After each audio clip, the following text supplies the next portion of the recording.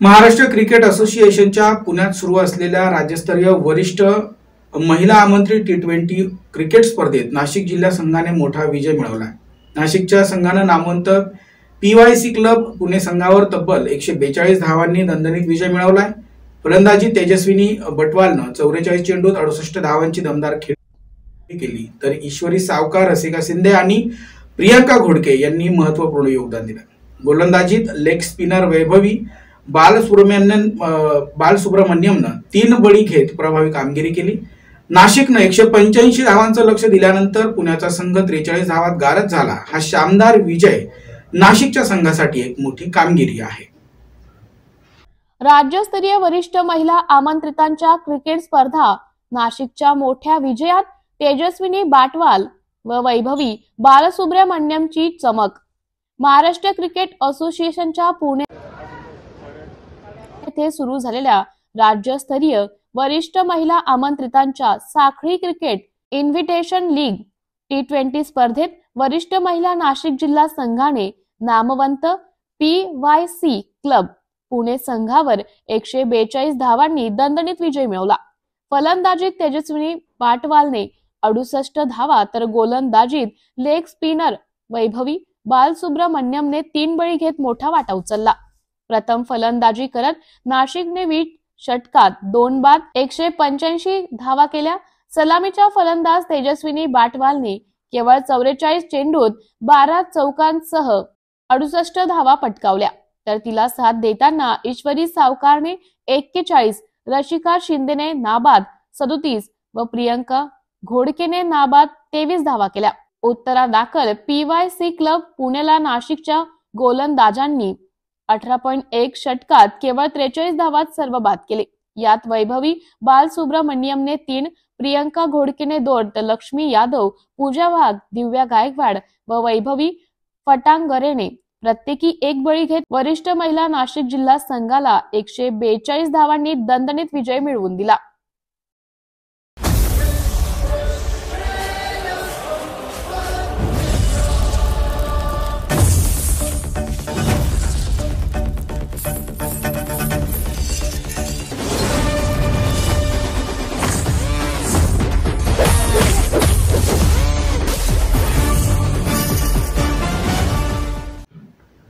नाशिकच्या हुतात्मा अनंत कान्हेरे मैदान येथे रणजी ट्रॉफी सामन्यांचं आयोजन पुन्हा एकदा आकर्षण ठरलं. या मैदानावर 2005 मध्ये 23 वर्षांच्या खंडानंतर रणजी ट्रॉफी सामना झाला होता आणि त्यानंतर अनेक दिग्गज क्रिकेट खेळाडू येथे आपला खेळ दाखवून गेले. रविवारी होणाऱ्या महाराष्ट्र विरुद्ध वडोदरा सामन्यानं अनेक क्रिकेट प्रेमींच्या मनात एक प्रश्न निर्माण केलाय. यंदा कोणासाठी लकी ठरणार? नाशिकच्या हुतात्मा अनंत कान्हेरे मैदानावर खेळलेल्या उत्कृष्ट प्रदर्शनामुळे अनेक नवोदित खेळाडूंनी भारतीय संघात स्थान मिळवलं, ज्यात मुनाफ पटेल, रोहित शर्मा, कुलदीप यादव यांचा समावेश आहे. आता यावेळी हा सामना कोणाला भारतीय संघात स्थान मिळवून देईल हे पाहणं उत्सुकतेचं ठरणार आहे. महाराष्ट्र विरुद्ध बडोदा रणजी ट्रॉफी सामन्यात यंदा कोणासाठी लकी ठरणार? नाशिकचे हुतात्मा अनंत कान्हेरे मैदान डिसेंबर 2005 मध्ये तब्बल 23 वर्षाच्या खंडानंतर धनपाल विनोद शहा यांच्या नेतृत्वाखाली हुतात्मा अनंत कान्हेरे मैदान गोल्फ क्लबवर नाशिक जिल्हा क्रिकेट संघटनेने तयार केलेले हिरवळीच्या खेळपट्टीवर रणजी ट्रॉफीच्या सामन्याचे आयोजन मिळवले. डिसेंबर 2005च्या त्या महाराष्ट्र विरुद्ध तामिळनाडू सामन्यानंतर मात्र NDCAने मागे वळून पाहिले नाही व डिसेंबर 2018 पर्यंत एकूण 10 सामन्यांच्या नियोजनाचा धडाका लावला. या दरम्यान अलीकडच्या काळात अनेक दिग्गज खेळाडू हुतात्मा अनंत कान्हेरे मैदानावर नाशिकला आपल्या कौशल्याची, उच्च दर्जाच्या खेळाची चुणूक दाखवून गेलेत.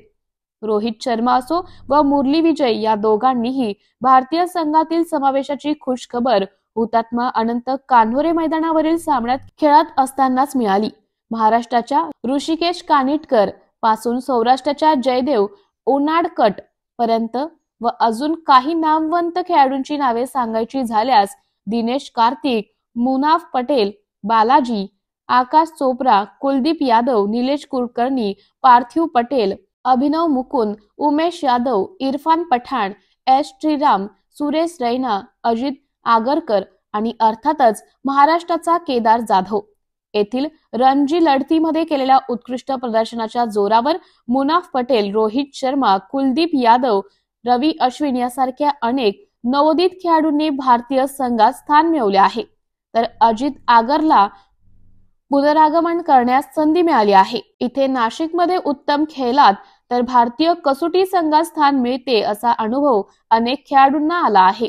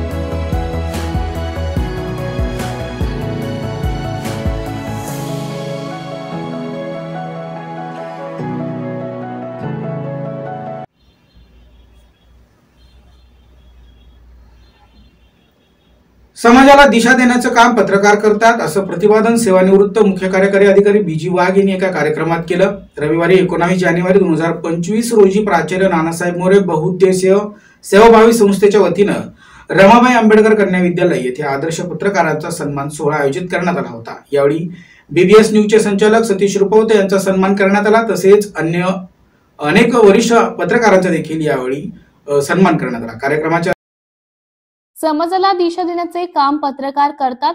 सेवानिवृत्त माजी मुख्य कार्यकारी अधिकारी बीजी वाघ यांनी एका कार्यक्रमात म्हटलं आहे.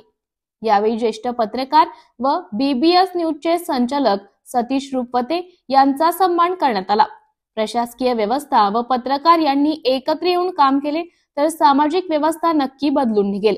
समाजाला दिशा देण्याचे धाडसी काम पत्रकार बांधव करत असल्याचं प्रतिपादन सेवानिवृत्त मुख्य कार्यकारी अधिकारी बीजी वाघ यांनी केले. रविवारी 19 जानेवारी 2025 रोजी प्राचार्य नानासाहेब मोरे बहुउद्देशीय सेवाभावी संस्था नाशिक यांच्या वतीने रमाबाई आंबेडकर कन्या विद्यालय येथे आदर्श पत्रकारांचा सन्मान सोहळा करण्यात आला.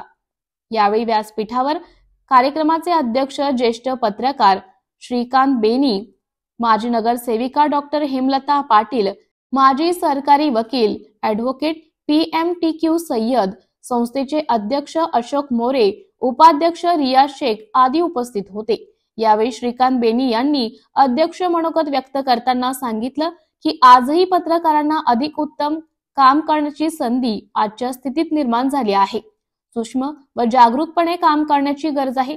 बदलत्या युगात आपणही नवीन बदल शिकून पत्रकारिता करण्याची गरज असल्याचं सांगितले. यावेळी उपस्थित मान्यवरांनी आपले मनोगत व्यक्त केले.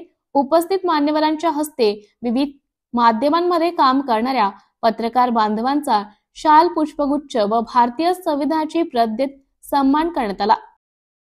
यावेळी माध्यम प्रतिनिधी बांधवांच्या वतीने ज्येष्ठ पत्रकार अविनाश आहेर व प्रवीण पडवळ यांनी मनोगत व्यक्त केले. कार्यक्रम यशस्वीसाठी संस्थेच्या पदाधिकाऱ्यांनी मेहनत घेतली. तसेच या कार्यक्रमात पत्रकार बांधवांचा सन्मान करण्यात आला. देशदूतचे ज्येष्ठ पत्रकार नरेंद्र जोशी, महाराष्ट्र टाइम्सचे प्रवीण पडवळ, अजय भोसले, लोकराजकारणाचे अविनाश आहेर, लोकनामाचे धनंजय बोडके, साप्ताहिक न्यूज मसाल्याचे नरेंद्र पाटील, अरुण मलानी, दिव्य मराठीचे सचिन जैन, अमोल सोनवणे, द बुद्ध न्यूज 3 संपादक व बीबीएस न्यूजचे संचालक सतीश रुपवते, दूरदर्शनचे भगवान पगारे, न्यूज 24चे इसाक कुरेशी, गावकरीचे लियाकत पठाण, महाराष्ट्र टाइम्सचे वकार खान, स्वतंत्र निश्चित स्वप्नील गोवर्धने आदी मान्यवरांच्या हस्ते सन्मान करण्यात आला.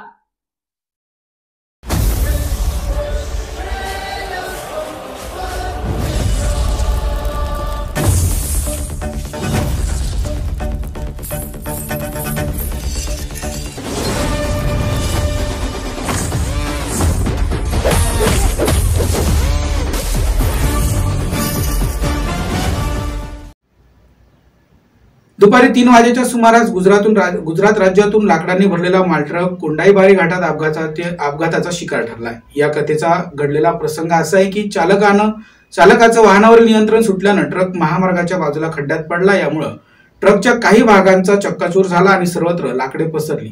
या अपघातात चालक दिनेश वाळू गावित आणि सहचालक विकास मिराजी गावित जखमी झाले। कोंडाईबारी घाटात लाकडांनी भरलेला ट्रकचा अपघात, 2 जखमी। गुजरात राज्यात सोनगढकडे लाकडांनी भरलेला जाणारा माल ट्रक चालकाचे वाहनावरील नियंत्रण सुटल्याने कोंडाईबारी घाटात माल ट्रकचा भीषण अपघात झाला। या अपघातात 2 जखमी झाले असून माल ट्रकचे मोठे नुकसान झाले आहे, तर सर्व लाकडे पसरलेले दिसून आले। धुळे सुरत राष्ट्रीय महामार्गावर दिवसेंदिवस अपघाताची मालिका थांबत नसून वारंवार अपघात घडत आहेत। आज दिनांक 20 जानेवारी रोजी सोमवार रोजी दुपारी 3 वाजेच्या सुमारास राष्ट्रीय महामार्गावर कोंडाईबारी घाटात अपघात घडला आहे। लाकडे घेऊन जाणारा ट्रक क्रमांक GJ 26 T6861 चालकाचं नियंत्रण सुटल्याने वाहन महामार्गाच्या बाजूला खड्ड्यात पडल्याने अपघात झाला आहे। यात माल ट्रक मागील लाकडं सर्वत्र पसरलेले दिसून आले, तर ट्रकच्या काही भागात चकनाचूर झाला आहे। या अपघातात चालक व चालकासह दिनेश बाळू गावित वय 23 राहणार सोनगढ गुजरात आणि विकास मिराजी गावित वय 30 पिंपळनेर तालुका साक्री यांना ट्रकमधून बाहेर काढून स्थानिक नागरिक व महामार्ग वाहतूक सुरक्षा पोलीस चौकी यांनी मदत करत पोलीस वाहनामध्ये तात्काळ विसरवाडी ग्रामीण रुग्णालयात उपचारासाठी पाठवले। या अपघातामुळे महामार्गावर काही काळ वाहतूक विस्कळीत झाली होती। यावेळी पोलिसांच्या मदतीने वाहतूक सुरळीत केली आहे।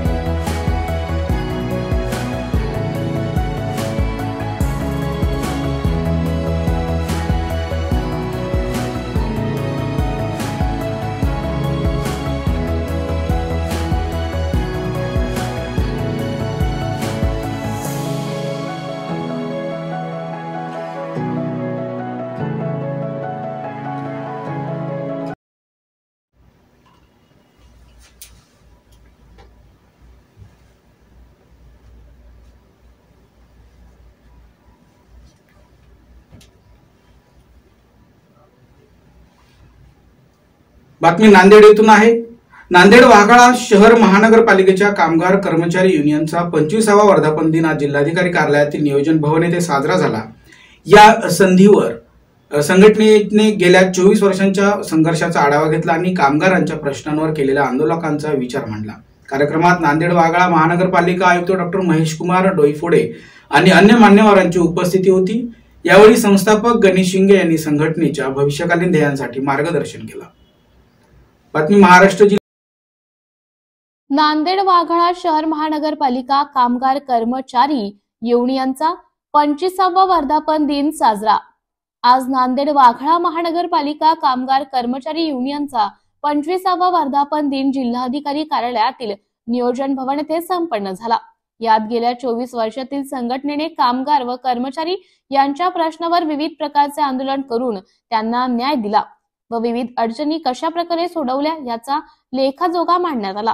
यावेळी या कार्यक्रमाच्या अध्यक्षस्थानी माजी उपायुक्त रत्नाकर वाघमारे हे होते, तर प्रमुख पाहुणे म्हणून नांदेड वाघाळा शहर महानगरपालिका आयुक्त डॉक्टर महेश कुमार डोईफोडे, अतिरिक्त आयुक्त गिरीश कदम, मनपा कर्मचारी संघटना फेडरेशन अध्यक्ष मुंबई येथील शशिकांत उर्फ बबनराव झिंजुर्डे, मनपा कर्मचारी संघटना फेडरेशन मुंबईचे प्रवक्ते यांची उपस्थिती होती। शहर महानगरपालिकेची कर्मचारी युनियन जी आहे त्यांना आज रोजी 25 वर्ष पूर्ण झालेले आहेत. त्यांचा रौप्य महोत्सवी वर्धापन दिन होता. या वर्धापन दिनाला सर्व कर्मचारी, माझे सहकारी अतिरिक्त आयुक्त आणि माझे उपायुक्त वाघमारे ही सर्वजण उपस्थित होते आणि या कार्यक्रमाला मोठ्या संख्येने आमचे कर्मचारी उपस्थित होते. कर्मचारी संघटना ज्या पद्धतीने हक्काला जाणीव करून त्यांनी मिळवतात त्याच पद्धतीने कर्तव्यासाठी सुद्धा बांधील असतात. ही प्रकर्षानं जाणीव कर्मचारी संघटनेचे अध्यक्ष श्री सिंगे यांनी कर्मचाऱ्यांना करून दिलेली आहे. त्यामुळे त्यांचा वर्धापन दिन जो आहे तो नक्कीच आज इतक्या मोठ्या प्रमाणामध्ये साजरा करण्यात येत आहे. संघटनेला मी अशा शुभेच्छा दिलेल्या आहेत की याच पद्धतीने महापालिका प्रशासनाला आपलं सहकार्य असावं आणि आपल्या जे न्याय हक्क असतील त्यासाठी कायम दुरुस्ती सकारात्मक राहावी. शहर महानगरपालिका कामगार कर्मचारी युनियनची स्थापना मी 2000 साली केलेली आहे. नांदेड महानगरपालिकेमध्ये त्या काळात गेल्या 25 वर्षाच्या पूर्वी कर्मचाऱ्याची अतिशय वाईट परिस्थिती होती. कर्मचाऱ्याचे प्रश्न निकाली निघत नव्हते आणि कर्मचाऱ्यांना त्यांची वाचा फोडण्यासाठी किंवा त्यांचे प्रस्ताव शासनाकडे प्रशासनाकडे मांडण्यासाठी कोणती संघटना सक्षमपणे नव्हती. मी कामगार चा प्रतिनिधी म्हणून या ठिकाणी सक्षमपणाने काम करावा या भूमिका गेल्या 25 वर्षामध्ये मी माझ्या मनी बांधली. मी महानगरपालिकेचा कर्मचारी असून सुद्धा मी कायदेशीर बाबीमध्ये मी सक्षमपणाने ही संघटना उभी केली. आज या संघटनेचा 25वा वर्धापन दिन साजरा होत आहे. या संघटनेच्या माध्यमातून कर्मचाऱ्यांच्या भविष्यामध्ये आता या 25व्या वर्षापासून 26व्या वर्षामध्ये पदार्पण करीत असताना कंत्राटी कामगार असोत की कायम कर्मचारी असोत, कंत्राटी कामगारांच्यासाठी मी पतसंस्था निर्माण करीत आहेत. कर्मचाऱ्यांना घरकुल योजनेचा लाभ मिळवून देण्यासाठी राज्य महानगरपालिका कर्मचारी संघटनेच्या माध्यमातून आम्ही राज्य सरकारकडे पाठपुरावा करणार आणि कर्मचाऱ्यांना अतिशय सन्मानाचं वागणूक मिळावी नांदेड शहरामध्ये असा माझा या 25व्या वर्धापन दिनाच्या निमित्तानं संकल्प राहील. कर्मचाऱ्यावर कसल्या प्रकारचे हल्ले त्यांना तुच्छपणाची वागणूक मिळणार नाही याच्यासाठी सुद्धा मी दक्ष राहणार आहे आणि संघटनेचं काम मी या असंच जोमानं करेल सर्वांच्या सहकार्यामुळे. आणि आजच्या कार्यक्रमामध्ये मोठ्या प्रमाणात कर्मचारी सहभागी झाले. अधिकाऱ्यांनी मला आजच्या कार्यक्रमाची उपस्थिती लावली. माननीय आयुक्त साहेबांचं, अतिरिक्त आयुक्त साहेबांचं, बुद्धिजी बंदीजीचं आणि गौतम खडा साहेबांचं मी मनापासून आभार व्यक्त करतो. धन्यवाद देतो. थँक्यू. BBS न्यूज या राज्यस्तरावरील 24 तास चॅनलसाठी खालील पदावर काम करणाऱ्या उत्साही, अनुभवी आणि शिकाऊ व्यक्तींची आवश्यकता आहे. तसेच राज्यात सर्वत्र जिल्हावार प्रतिनिधी, कॅमेरामन, मार्केटिंग एक्झिक्युटिव्ह नेमणे आहे. पदाचे नाव: रिपोर्टर, कॅमेरामन, उपसंपादक, कॉपी एडिटर, व्हिडिओ एडिटर, निवेदिका, व्हॉइस ओव्हर आर्टिस्ट. त्वरित खालील नंबरवर संपर्क करा. श्री भरत गोसावी, संचालक, 98 227 85 037. श्री सतीश रुपवते, संचालक, 83 297 62 302. श्री बंटी आढाव, संचालक, 89 561 99 139. बातमी महाराष्ट्रातील कोल्हापूर जिल्ह्यातील आहे. ज्योतिबा देवाच्या मूळ मूर्तीचं दर्शन 17 जानेवारी रोजी 2025 पासून रासायनिक संवर्धन प्रक्रियेसाठी 4 दिवस बंद करण्यात आलाय. भारतीय पुरातत्व विभागाच्या अधिकाऱ्यांनी ज्योतिबा देवाच्या मूळ मूर्तीची पाहणी केली होती आणि त्यानंतर रासायनिक संवर्धन प्रक्रिया सुरू करण्याचा निर्णय घेण्यात आला. त्यामुळे शुक्रवारी 24 जानेवारी पर्यंत या मूर्तीचं दर्शन भाविकांना उपलब्ध होणार नाही, परंतु उत्सव मूर्ती आणि कलश दर्शनासाठी मंदिरात ठेवण्यात आल्या. मंदिर प्रशासनानं भाविकांना सहकार्य करण्याचं आवाहन केलंय. रासायनिक संवर्धन प्रक्रियेसाठी आजपासून ज्योतिबाच्या मूळ मूर्तीचे दर्शन 4 दिवस बंद. 17 जानेवारी 2025 रोजी भारतीय पुरातत्व विभागाच्या दिल्लीतून आलेल्या अधिकाऱ्यांनी देव केदारलिंग अर्थात ज्योतिबा देवाच्या मूळ मूर्तीची पाहणी केली. पाहणीअंती ज्योतिबा देवाच्या मूर्तीची रासायनिक संवर्धन प्रक्रिया करण्याचा निर्णय घेण्यात आला होता. त्यानुसार आजपासून शुक्रवारी दिनांक 24 जानेवारी पर्यंत ही संवर्धन प्रक्रिया पार पाडली जाणार आहे. त्यामुळे ज्योतिबा देवाच्या मूळ मूर्तीचं दर्शन या 4 दिवसात भाविकांना घेता येणार नाही. तसेच भाविकांना या काळात उत्सव मूर्ती व कलश हे दर्शनासाठी मंदिरातील कासव चौकात ठेवण्यात येतील. तर उत्सव मूर्ती व कलशाचे दर्शन घेऊन भाविकांनी सहकार्य करावे असं आवाहन मंदिर प्रशासनाच्या वतीने करण्यात आले आहे. अधिकाऱ्यांनी देव केदारलिंग अर्थात दख्खनचा राजा ज्योतिबा देवाच्या मूळ मूर्तीची पाहणी केली होती. पाहणीअंती ज्योतिबा देवाच्या मूर्तीची रासायनिक संवर्धन प्रक्रिया करण्याचा निर्णय घेण्यात आला होता. त्यानुसार मंगळवार दिनांक 21 जानेवारी पासून शुक्रवार दिनांक 24 जानेवारीपर्यंत ही संवर्धन प्रक्रिया पार पाडली जाणार आहे। त्यामुळे ज्योतिबा देवाच्या मूळ मूर्तीचे दर्शन या 4 दिवसात भाविकांना घेता येणार नाही। या काळामध्ये उत्सव मूर्ती व कलश हे दर्शनासाठी मंदिरातील कासव चौकात ठेवण्यात येतील, तर उत्सव मूर्ती व कलशाचे दर्शन घेऊन भाविकांनी सहकार्य करावे। धन्यवाद।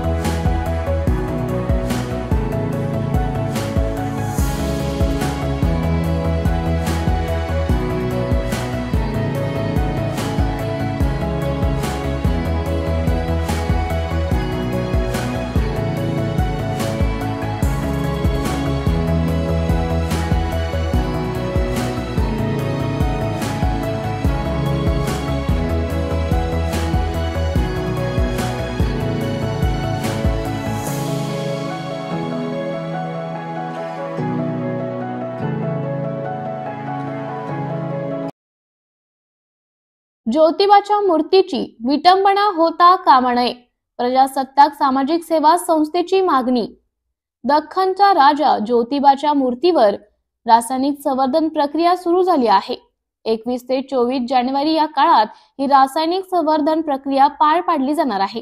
मात्र 1936 साली ज्योतिबाची मूर्ती ज्या स्वरूपात होती त्याच स्वरूपात संवर्धन होणे आवश्यक आहे, अशा आशयाचे पत्र प्रजासत्ताक सामाजिक सेवा संस्थेचे अध्यक्ष दिलीप देसाई यांनी जिल्हाधिकाऱ्यांना दिले आहेत। देवाच्या मूर्तीची विटंबना होता कामा नये, तसेच देवाच्या मूर्तीच्या मूळ स्वरूपात बदल होता कामा नये, अशी मागणी त्यांनी केली आहे। संवर्धन काय बोलतात हे पहा, 1909 त्यानंतर 1937 या कालावधीत छत्रपती शाहू महाराजांनी त्याची पूजा अर्चा केलेली आहे, त्याचे फोटो देखील आजही उपलब्ध आहेत।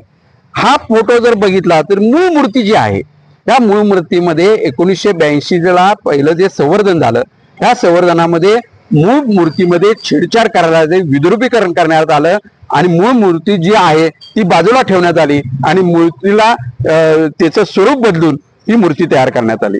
त्यानंतर 2006 ला पुन्हा संवर्धन करण्यात आलं, त्या संवर्धनामध्ये पुन्हा त्याच्यामध्ये छेडछाड करण्यात आली आणि मूळ मूर्ती जी आहे ज्योतिबाची जे रूप आहे हे रूप बदलण्याचं काम या संवर्धनामध्ये झालेलं आहे। काल मी माननीय जिल्हाधिकारी कोल्हापूरचे जे एडगे साहेब आहेत त्यांना ईमेलद्वारे कळवलेलं आहे की आमच्या भावना दुखावत आहेत, तुम्ही छेडछाड वगैरे जी करणारी जी टीम आहे त्यांना कुठेतरी रोखलं पाहिजे आणि मूळ स्वरूपात आज जे 2025 सालाचा संवर्धन होते, संवर्धनाला आमचा विरोध नाही, पण संवर्धन करत असताना आजच्या स्थितीला जी मूळ मूर्ती आहे, जे मूळ स्वरूप आहे ते मूळ स्वरूपच ह्या मूर्तीचं असलं पाहिजे, किंबहुना ज्यांच्या हाताला जमेल तसं त्याचा चेहरा वाटेल तसा करणं हे आमच्या भावना दुखवणारे आहेत। त्यामुळं जिल्हाधिकाऱ्यांना आम्ही आजही सांगतोय की तुम्ही मूळ जी मूर्ती आहे ते मूळ मूर्तीचं स्वरूप आजच्या संवर्धनात झालं पाहिजे, अन्यथा लोकांच्यात हे जर लोकांच्यात भावना जर सगळ्यात दुखवल्या तर मात्र त्याला विरोधाला आपण पुढे जाऊ।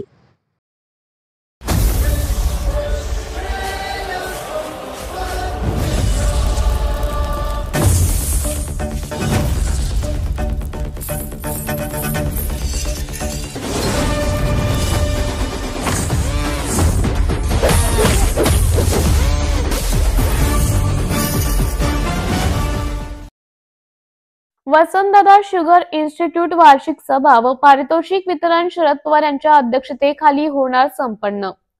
पुण्यात होणाऱ्या कार्यक्रमाला काका पुतणे येणार एकत्र। पुण्यातील VIS येथील होणाऱ्या कार्यक्रमाला शरद पवार अजित पवार एकाच मंचावर दिसणार। वसंतदादा शुगर इन्स्टिट्यूट VSI वार्षिक सभा व पारितोषिक वितरण समारंभ 2023 जानेवारी रोजी होणार। शरद पवार यांच्या अध्यक्षतेखाली संपन्न होणार सभा आणि पारितोषिक समारंभ। उपमुख्यमंत्री अजित पवार, बाळासाहेब पाटील आणि BSI चे विश्वस्त दिलीप वळसे पाटील राहणार उपस्थित. ऊस उत्पादक शेतकरी, साखर कारखानदार, संस्थेतील शास्त्रज्ञ व कर्मचारी यांना प्रोत्साहन देण्यासाठी पुरस्कार. या समारंभाला राज्यस्तरीय ऊस भूषण पुरस्कार सुद्धा देण्यात येणार आहे.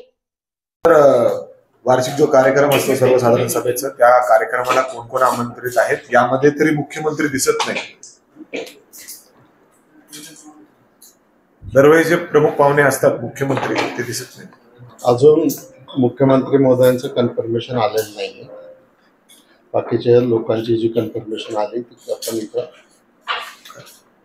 लिहिलेली आहे. अजून अपेक्षा सर येतील पण कन्फर्मेशन देतील असं प्रयत्न सुरू आहे. आणि यापूर्वी ते 1-2 वेळाला आलेले पण आहे. सर, काय नियोजन आहे? किती तारखेला कार्यक्रम होणार आहे? कोणाच्या उपस्थितीत होईल आणि नेमक्या कार्यक्रमाचे मुख्य पुरस्कार कुठले असतील? हा जो कार्यक्रम आहे, हा कार्यक्रम 23 जानेवारी 2025 ला सकाळी 10:30 वाजता संस्थेच्या या प्रांगणामध्ये होणार आहे. आणि या कार्यक्रमाचे प्रमुख पाहुणे संस्थेचे अध्यक्ष, माजी केंद्रीय कृषी मंत्री आदरणीय शरदराव पवार साहेब, राज्याचे उपमुख्यमंत्री आणि आमचे विश्वस्त माननीय अजितदादा पवार, राज्याचे सहकार मंत्री माननीय बाबासाहेब पाटील, तसेच बाकी आणखीन काही मंत्री महोदयांना आमंत्रण दिलेलं आहे. त्याचं अजून कन्फर्मेशन आलेलं नाही. परंतु सगळ्या कारखान्यांचे चेअरमन, व्हाईस चेअरमन, डायरेक्टर, शेतकरी, कर्मचारी असे सगळ्या क्षेत्रातले लोक या कार्यक्रमाला उपस्थित राहणार आहेत. आणि त्याच्यामध्ये उत्कृष्ट काम केलेल्या साखर कारखान्यांचा, कर्मचाऱ्यांचा, शेतकऱ्यांचा आणि सर्वांचा सत्कार केला जाणार आहे. त्यांना पारितोषिक दिली जाणार आहे. सर, मुख्यमंत्र्यांनी अजून